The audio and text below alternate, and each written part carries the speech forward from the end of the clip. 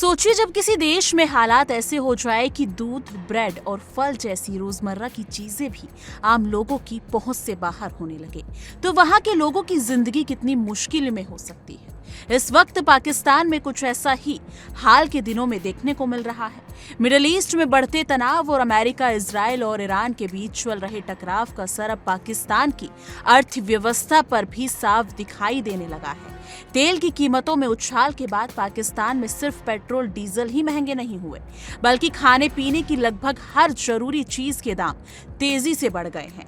हालात ऐसे हो गए हैं कि आम लोगों के लिए रोजमर्रा का खर्च चलाना भी कठिन होता जा रहा है। अगर पाकिस्तान के सबसे बड़े शहरों में से एक कराची की बात करें, तो वहां बाजारों में महंगाई की मार साफ दिखाई दे रही है। दूध का दाम करीब 240 रुपये प्रति लीटर तक पहुंच चुका है, जबकि एक साधारण ब्रेड की कीमत लगभग 160 रुपये हो गई है।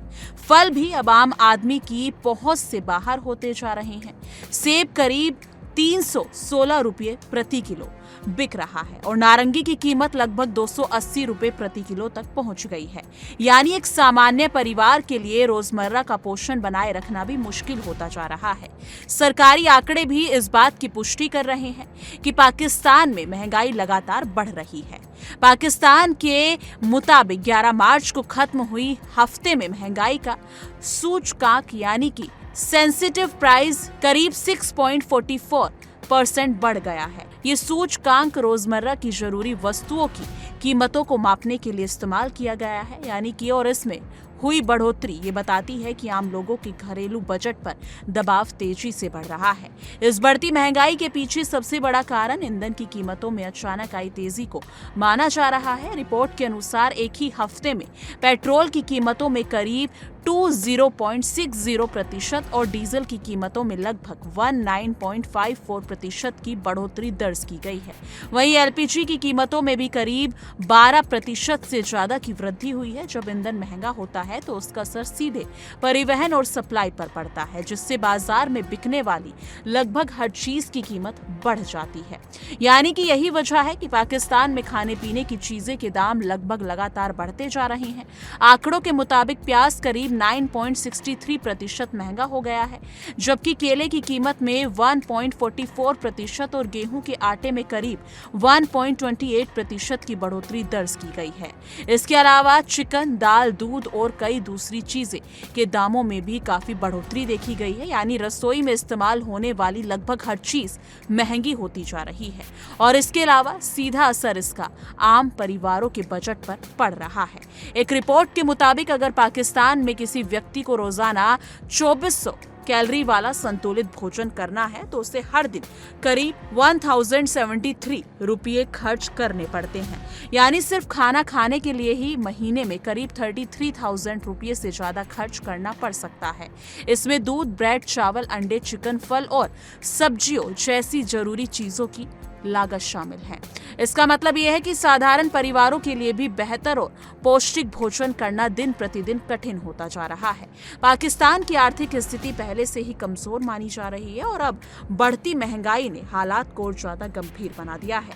कई विशेषज्ञों का कहना है कि पाकिस्तान की अर्थव्यवस्था बाहरी मदद और विदेशों से आने वाली रेमिडीज पर बहुत ज्यादा निर्भर हो गई है। रिपोर्ट्स के अनुसार पाकिस्तान की जीडीपी में रेमिटेंस की हिस्सेदारी करीब 10% तक पहुंच चुकी है, जो उसके निर्यात के बराबर मानी जा रही है। इसका मतलब ये है कि देश की अर्थव्यवस्था का बड़ा हिस्सा अब विदेशों से आने वाले पैसों पर टिका हुआ है, जबकि देश के अंदर उत्पादन और उद्योगों की स्थिति कमजोर बनी हुई है। आर्थिक रिपोर्ट्स में यह भी बताया गया है कि पाकिस्तान में कई फैक्ट्रियां बंद पड़ी हैं, बेरोजगारी बढ़ रही है और उत्पादन क्षमता का पूरा इस्तेमाल नहीं हो पा रहा है। यही वजह है कि आर्थिक संकट धीरे धीरे गहराता जा रहा है। इसके साथ ही पाकिस्तान पर अंतर्राष्ट्रीय मुद्रा कोष यानी कि IMF का कर्ज भी लगातार बढ़ता जा रहा है। आंकड़ों के मुताबिक 1958 से अब तक पाकिस्तान 26 बार IMF के कार्यक्रमों में शामिल हो चुका है और दुनिया में सबसे ज्यादा माना जाता है। इन कार्यक्रमों के तहत पाकिस्तान को अब तक 34 अरब डॉलर से ज्यादा की मदद मिल चुकी है। हाल ही में IMF ने पाकिस्तान के लिए करीब 7 अरब डॉलर का नया पैकेज भी मंजूर किया है, जो 2025 से 26 तक चलने वाला कार्यक्रम है। लेकिन आर्थिक विशेषज्ञों का मानना है कि लगातार कर्ज लेने से देश की आर्थिक समस्या खत्म नहीं होती, बल्कि लंबे समय से ये बोझ और बढ़ सकता है। रिपोर्ट्स में ये भी चेतावनी दी गई है कि 2026 से 2031 के बीच पाकिस्तान की अर्थव्यवस्था पर कर्ज, महंगाई और बढ़ती गरीबी का गहरा असर देखने को मिल सकता है। इसका सबसे ज्यादा असर आम लोगों की जिंदगी पर पड़ेगा और उनके घरेलू बजट पर दबाव लगातार बढ़ेगा, यानी कि आने वाले वर्षों में पाकिस्तान के लोगों के लिए आर्थिक चुनौतियां और बढ़ सकती हैं।